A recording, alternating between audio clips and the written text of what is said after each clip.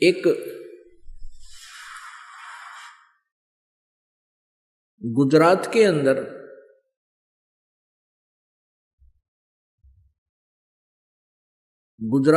एक भरूच शहर है, भरूच डिस्ट्रिक्ट, और भरूच डिस्ट्रिक्ट से 12 किलोमीटर लगभग एक मंगलेश्वर गांव है।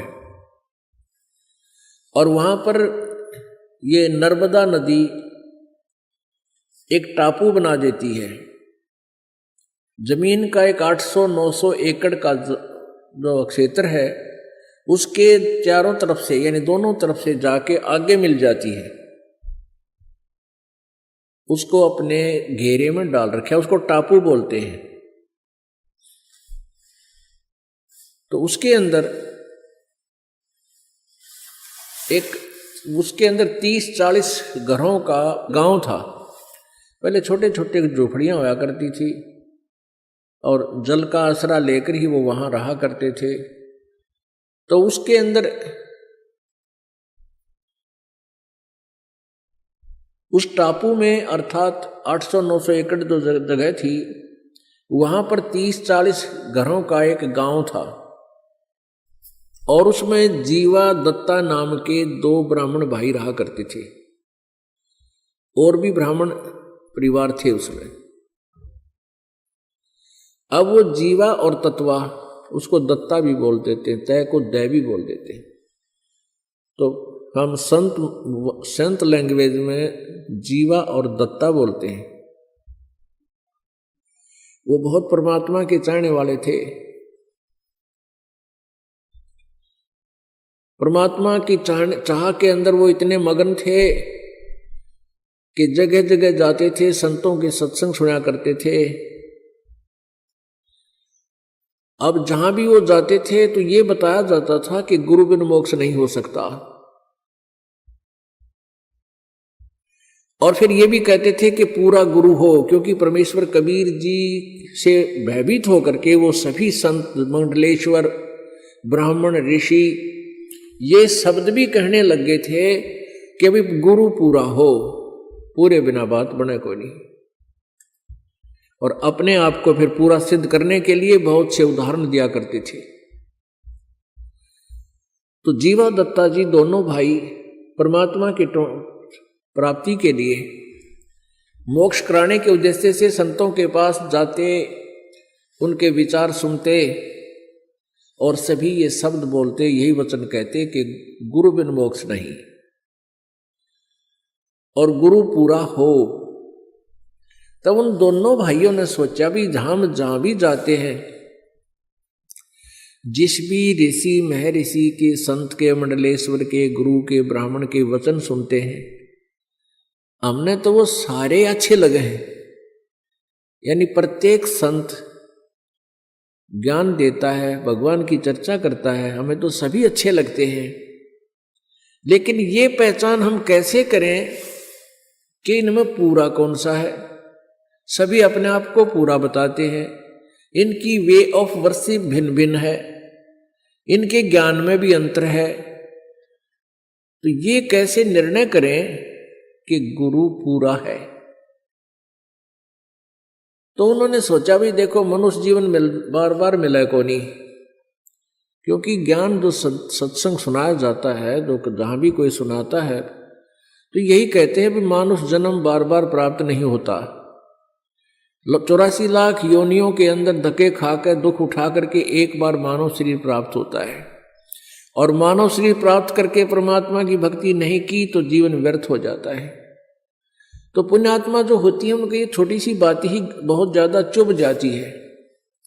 वो भयभीत हो जाते हैं, हे भगवान क्या होगा यदि अब के मोक्ष नहीं हुआ तो ना जाने कितनी बार कुत्ते, गधे, सुअर की योनियां प्राप्त करनी पड़ेंगी। इस दृष्टिकोण से इस मानव जीवन को सफल करने के उद्देश्य से जीवा और दत्ता ने अपने आप सोचा कि हे भगवान हमें पूरा गुरु मिलाओ। हम पूरे गुरु को समझ नहीं पा रहे हैं, कैसे पहचान करें? तो उन्होंने आप पर एक डिसीजन ले लिया एक वट वृक्ष की यानी बड़ की एक सूखी लकड़ी वह नीचे पड़ी थी टूटी हुई काफी दिनों से, उसको उठा के अपने आंगन में जैसे पौधा लगाया करे, जो बना के गड्ढा खोद के और उसमें लगा दी, वह गाड़ दी वो सूखा खूंड। और फिर उन्होंने के विचार किया कि इस सूखे खूंड में, इस सूखी डारी में, टहनी में हम मंडलेश्वर संतों के चरण धोके और चरणामृत डालेंगे। यदि चरणामृत डालने से यह सूखी टहनी हरी होगी, हम उसको पूरा गुरु मान लेंगे। वैसे पुण्यात्माओं, ये कोई तरीका नहीं था पूरे गुरु की पहचान का, पर वो बोले वाले थे, श्रद्धा गणी थी भगवान में और पूर्ण परमात्मा और पूरे गुरु के लिए वो तड़फ रहे थे। तो परमात्मा अपनी ऐसी आत्माओं के लिए कोई ना कोई तरीका बनाता है। उन्होंने क्या किया, किसी भी मंडलेश्वर के पास जाते और उनसे उपदेश की प्रार्थना करते, उनके चरण धोके और अपने पात्र में डाल लाते। अब चरणामृत तो कोई भी दे देता है, गुरु संत आके उसमें डालते हैं। कई को अपने घर पर भी बुला देते, कोई आसपास जा रहा होता वहां पहले उनके चरण धोते, आहार कराते और उस लकड़ी में पानी डालते, कुछ नहीं हुआ। ऐसे कई वर्ष बीत गए।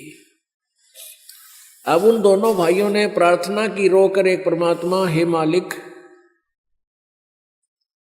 पूरा गुरु कोई है नहीं, क्योंकि हमारी टहनी हरी हुई नहीं इनके चरणामृत से, और पूरे गुरु के बिना ये मानुष जीवन व्यर्थ हो जाएगा।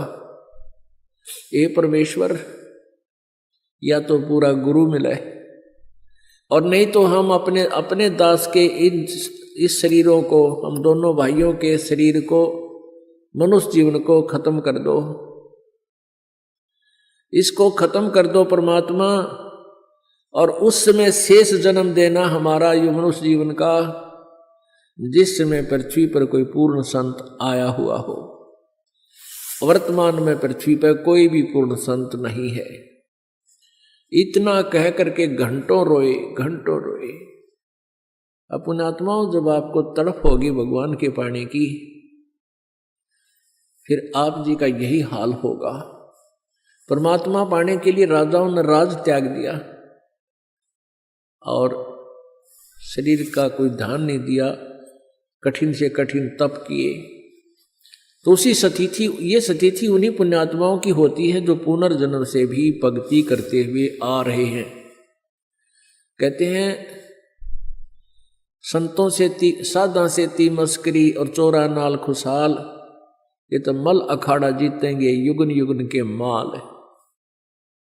ये जो निकम्मी आत्मा है वो संतों के साथ बदमाशी करते हैं, मजाक करते हैं, उनको तंग करते हैं, और उन चोरा नाल खुशहाल जो नकली संत हैं, बकवाद करते फिर हैं, उन तरह जी रहे, उनके साथ प्रसन्न रहते हैं और कहते हैं मल अखाड़ा जीतेंगे ये युगन युगन के माल।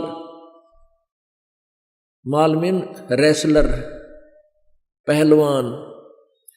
पहलवान वही होता है जो पहले एक्सरसाइज करता है, प्रैक्टिस कर रहा होता है। तो आप कई जन्मों से ये रिहर्सल करते आ रहे हो, आप कई जन्मों से भगवान के अखाड़े के माल हो, पहलवान हो। तो ऐसे ही वो जीवा और दत्ता भी वो युगन युगन के माल थे। उन्हीं में ये प्रेरणा होती है परमात्मा के पाने की। जैसे मीराबाई युगन युगन की माल थी, ना समाज देखा, केवल भगवान देखा, चाहे कुछ भी हो, मारो चाहे छोड़ो।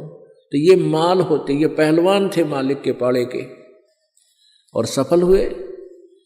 ऐसे ही जीवा दत्ता वो युगन युगन के युगा युगा से वो पहलवानी यानी भक्ति करते हुए आ रहे थे, और उस भक्ति ने फिर अंगड़ाई ली पिछली पुण्य ने, और बहुत तड़पते 6 महीने तक लगभग फिर रोते रहे, ए भगवान या तो ये शरीर छूट जा या कोई संत मिलाओ मालिक। एक दिन क्या हुआ, परमेश्वर कहते हैं सो छल छिद्र मैं करूं अपने जन के काज, गोता मारूं स्वर्ग में जा बैठूं पाताल, कहे कबीर ढूंढता फिरूं अपने हीरे माणिक लाल। लाल ने को ढूंढने के लिए मालिक वहां पहुंच गए। दोपहर के समय उनकी उस झोपड़ियों में यानी उसकी गली में चले जा रहे हैं। अब जीवा बाहर आया। जीवा ने देखा कि एक संत आ रहा है।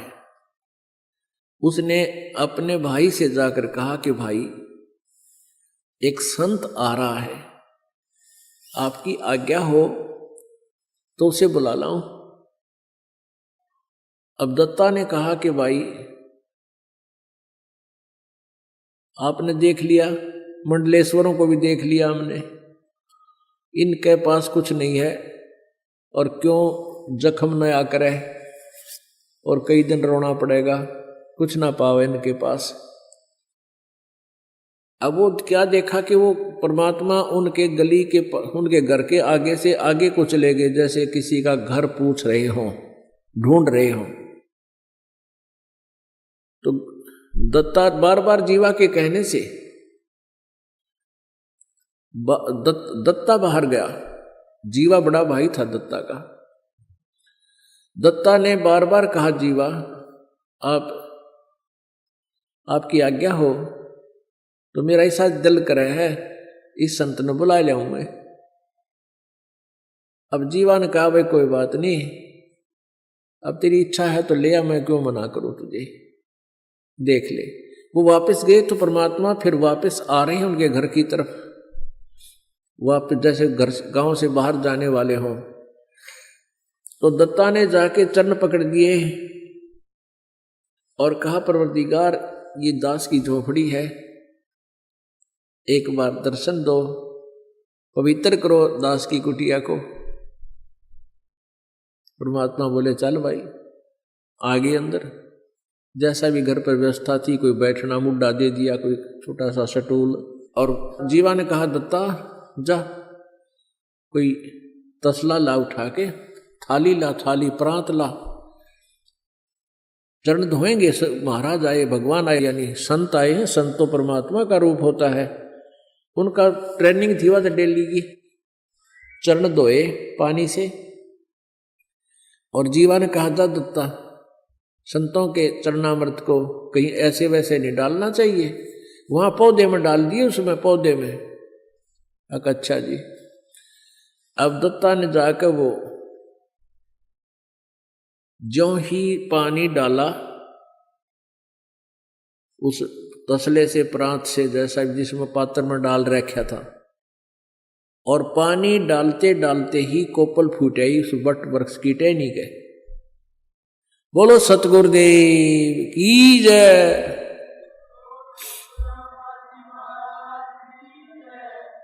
अब दत्ता ने आवाज लगाई जीवा दौड़ के आना, जीवा जल्दी आ।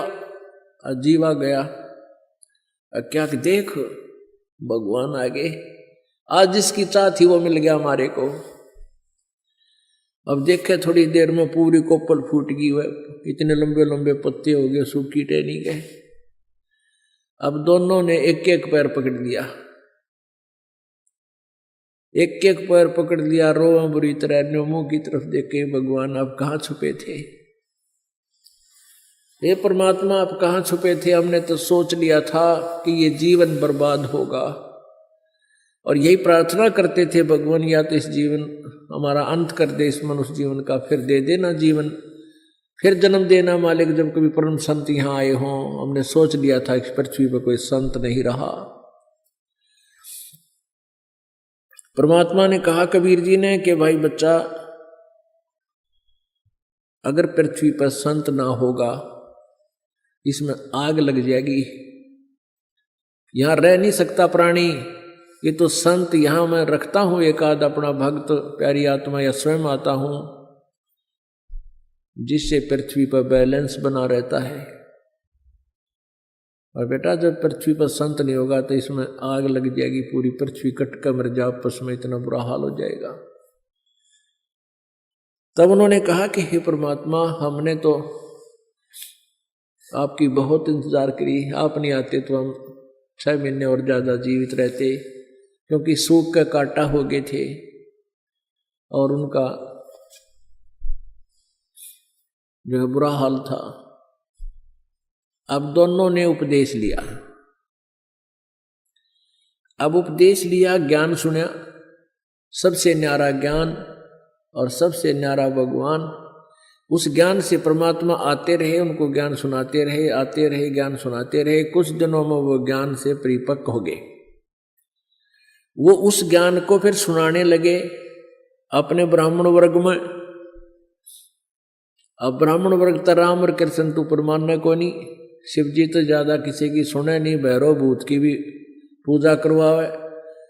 अब उन्होंने पूछा भी तुमने गुरु कौन बना लिया, ऐसा नास्तिक जो ब्रह्मा विष्णु महेश से भी अलग कोई भगवान बताता है। तो उन्होंने बताया कि बनारस में, काशी में हमारे यानी परमात्मा ही आए हुए हैं, वो पूर्ण ब्रह्म है, पूर्ण परमात्मा है। कबीर जी, परमात्मा आएंगे तुम्हें मिलवाएंगे। तो परमेश्वर फिर आगे अपने भक्तों को संभालने के लिए जीवा दत्ता ने गांव वालों से कहा कि आ जाओ, आज भगवान आए हैं। अब ज्ञान तो सुना नहीं, शुरू से ही पूछने लगे तू कौन है, तेरी जाति क्या है। वो ब्राह्मण लोग बोले तूने हमारे भाइयों को, हमारे धर्म के लोगों को मिसगाइड कर दिया है, तू मुसलमान है या क्या है। परमात्मा ने कहा जात ना पूछो संत की, पूछ लीजिए ज्ञाने, मोल करो तलवार का, पड़ी रहने दो म्यान। लेकिन नहीं माने। परमात्मा ने कहा भी मैं जुलाहा हूं और कबीर मेरा नाम है और काशी में रहता हूं। वैसे मेरा मूल ठिकाना सतलोक है। अब सतलोक उन न सुना नहीं कदे, वो सतलोक न समझे के कहने लगे अच्छा धानक है, तू धानक है। कहाँ पक्का धानक हूं भाई, सारी सृष्टि की रचना बनाने वाला भी मैं ही धानक हूं और कपड़े बुनने वाला यहां पर भी मैं धानक हूं। सब उठकर चले गए। फिर उनका एक मीटिंग हुई, पंचायत हुई। कहने लगे भाई जीवा दत्ता को जाति से डाल दो, ये तो धानक का चेला बन गया, इसने तो हमारे जाति का नाश कर दिया, एक शूद्र का चेला बन गया, हम कहाँ मुंह दिखाएंगे। उनने कर दिया फैसला, सुना दिया फरमान कि जीवा और दत्ता का आपस में भाईचारा बंद, ओका पानी बंद और कोई नहीं बात करे इनकी। इनते सब जगह चिट्ठी लिख कर भेज दी। अब दोनों बहुत दुखी हो गए। लेकिन ज्ञान ऐसा है परमात्मा का, सारा संसार रुष्ट हो जावे, ये मार्ग नहीं छूट सकता। फिर वो माल थे मीराबाई की तरह, युगन युगन के माल थे, पहलवान थे, और माल वही हो जो सब ने ढा दे। तो उनको कोई यूं तो हुई कोई होता गया गलत, फिर कोई बात ना, परमात्मा चाहिए हमने, वो मिल गया। फिर क्या हुआ कि जीवा के लड़का था और दत्ता के लड़की, दोनों विवाह योग्य हुए। अब कोई ब्राह्मण हाथ टेकन दे नहीं, बालका का ब्याह क्यों करें। परमात्मा आए, चिंता व्यक्त की कि प्रभु ऐसे ऐसे समस्या आ गई हमारे सामने। वैसे तो आपके दास समर्पित हैं, आपके बच्चे भी ज्ञान को समझ चुके हैं, ऐसी तो कोई बात ही नहीं है, हमारे बिना ब्याह रह जाएंगे तो भी कोई दिक्कत नहीं हमने। आपके ज्ञान से हमें प्राप्त ज्ञान हो गया, पता लग गया कि 1 लाख पूत 1.25 लाख नाती, उस रावण का दीवान बाती। इस वंश चला के देख ले, 1 लाख बेटे थे रावण का को दीवा लावणी, अभी कोई ना वंश शेष रहा नहीं। या तो सब ने जाना है, लेकिन इन लोगों ने हमारे साथ बुरा कर दिया। इन ब्राह्मणों ने हमारी हुक्का पानी बंद भाईचारे से हम अलग कर दिए। हमारे बच्चों के रिश्ते भी ये नहीं लेते, ना करते।